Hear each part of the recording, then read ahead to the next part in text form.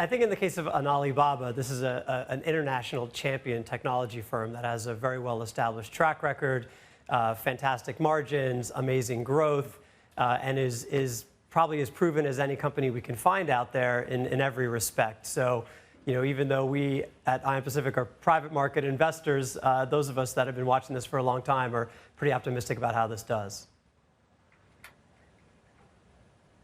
Well, can you make some commentary about the Hong Kong market? I know you're not a market analyst, but we've seen a number of large IPOs come here in turbulent times. Is this showing confidence in Hong Kong with Alibaba finally returning here?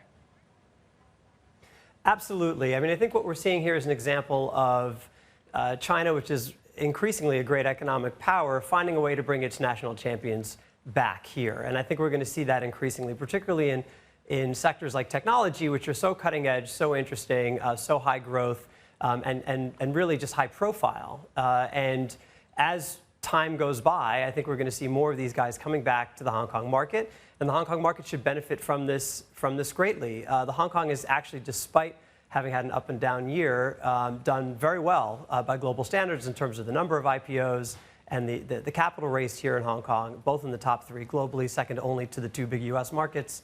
So there's just a ton of momentum here, and if things settle down a little bit otherwise, then we should be doing well. Are you keeping an eye on any other tech companies out there? Because Alibaba is an investor in other companies.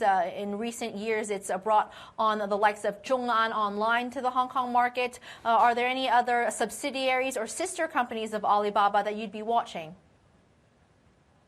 Well, the things we're watching right now really are all of Alibaba's portfolio companies, and there's a raft of them, right? There's Ant, there's any number of other companies that they've invested in over the years that have reached enormous scale. And so we anticipate that this is simply the first step in a long line of IPOs that should be coming through into 2020 and 2021. Also, interestingly, there's a few big players out there like Megvii who are, have big players in China, have really interesting technologies, very cutting edge, very high profile in as much as they do artificial intelligence. And they have moved away from thinking about a U.S. market listing for various reasons and are thinking about coming here to Hong Kong. Will very likely list in 2020. And that's a function of this bifurcation that we're seeing globally between sort of this U.S. ecosystem, U.S. and Europe ecosystem group of companies and these Chinese ecosystem group of companies who will be encouraged to come here to Hong Kong or even to list in China domestically.